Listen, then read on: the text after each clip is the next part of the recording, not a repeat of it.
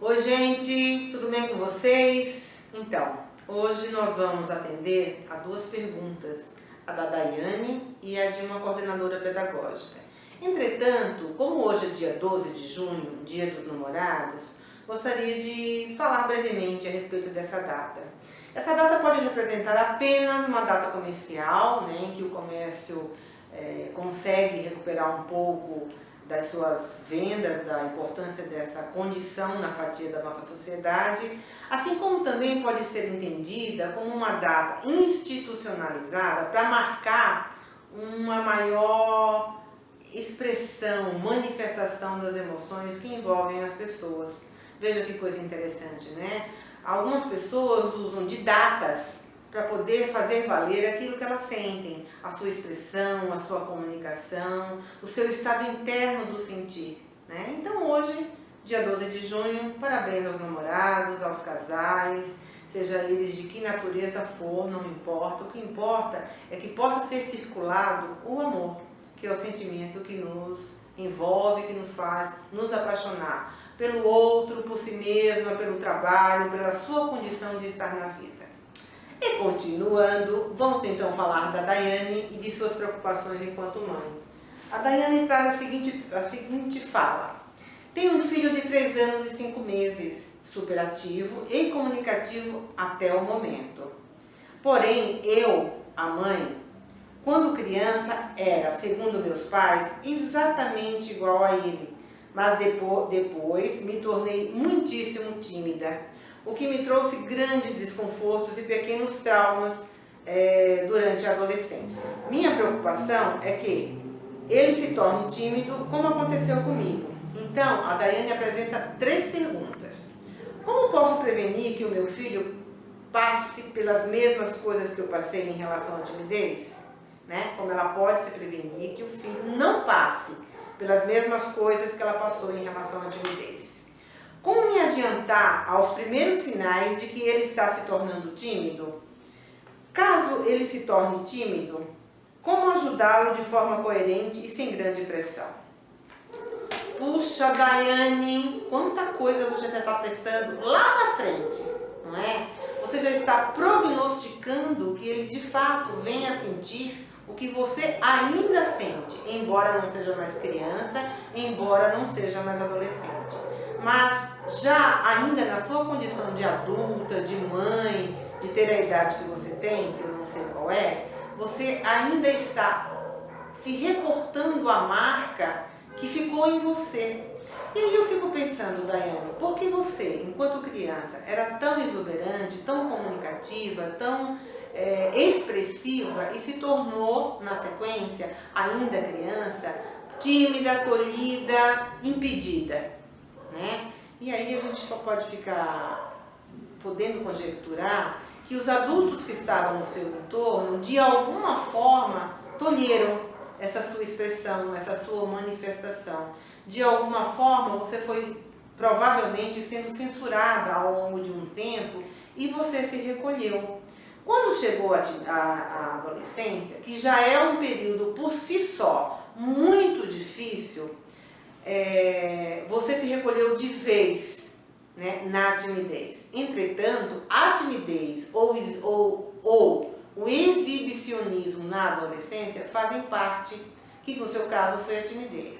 Mas assim, o que me chama a atenção é a sua expressão de uma mãe muito preocupada de que o seu filho não padeça o que você padeceu, ou talvez você ainda padece. Né? Você quer ficar muito atenta para ler os sinais que porventura ele possa dar. Entretanto, Daiane, ele já não dá na dimensão que você está propondo, na minha compreensão. Ele está dizendo assim: em alguns momentos eu fico à parte, eu fico tímido, mas você não disse em nenhum momento que ele está tímido. Você que já está colocando que a possibilidade da sua ocorrência será fato. Né? E nesse sentido fica um prognóstico já selado de que acontecerá em algum momento. Então eu diria, Daiane, que é preciso com que você possa entender-se na sua condição de ser alguém que está magoada com este passado, que lhe tirou possibilidades de uma expressão mais genuína, e você já está, como adulta que está no entorno do seu filho, imaginando que você poderá repetir com ele o que fizeram a você. Eu espero ter ajudado, eu espero que tenha feito sentido o que aqui eu devolvi, eu respondi, eu ousei lhe responder, né? Eu ousei comentar a respeito. Se porventura não está contente, não tem problema, isso faz parte dessa comunicação. Você pode nos procurar para que a gente possa conversar mais a miúde a respeito. Como segunda resposta e como prometido, vem a fala, né? Na verdade isso veio através de um áudio que eu vou reproduzir na íntegra aqui, de uma coordenadora de uma escola aqui de São Paulo, de uma escola privada, a respeito da sua condição na coordenação da educação infantil. Vamos ouvir? Oi, doutora, tudo bem? Eu estou aqui na parte da coordenação da educação infantil e como a senhora sabe, né, é de preocupação imensa dos pais quando a criança morde os filhos na educação infantil. Então eu tenho um caso, eu queria ter um entendimento de como eu posso aliviar a mente dessa mãe. Eu tenho um caso aqui de uma mãe que trouxe para o nosso colégio o filho dela de 3 anos, porque ele era muito mordido no outro colégio. Mas ela falava assim de ter mordida todos os dias. Então ele veio pra cá. Só que agora, infelizmente, uma criança da sala dele começou a morder. Ele tem 3 anos, não mordia, e agora voltou a fazer xixi na roupa e mordeu os amigos para se defender, ou por conta de um brinquedo, ou até mesmo por nada. Então, ouvindo história, ele vira e morde. E ele já mordeu mais de uma vez essa criança que a mãe se sente incomodada que o filho dela é mordido. E amanhã eu vou ter uma reunião com ela. Então eu queria, assim, tanto aliviar a primeira mãe que o filho morde, entender o que está acontecendo no contexto e dar as orientações, como também explicar para essa mãe que o filho é mordido, que isso acontece nessa fase e que a escola tem tomado as providências, né, de falar com as famílias, de conversar com as crianças, mostrar que isso é errado, contar as histórias. Então, o que a senhora pode aí me orientar e me ajudar? Então, voltando, obrigada pela pergunta, que aliás percebi que há uma complexidade, porque envolve 2 quadros, porque são 2 indivíduos em torno destes quadros. São 2 crianças, uma que morde e outra que é mordida. Então, eu vou eu consigo ser claro o suficiente para dizer que ambas as crianças necessitam de ajuda. A mãe que trocou a criança de escola, porque na outra escola era mordida com muita frequência, e ela trocou de escola, e nesta escola a criança também tem sido mordida. Então veja, a questão não é das escolas, a questão é porque essa criança, esse filho dessa mãe, se coloca como o Cristo do grupo.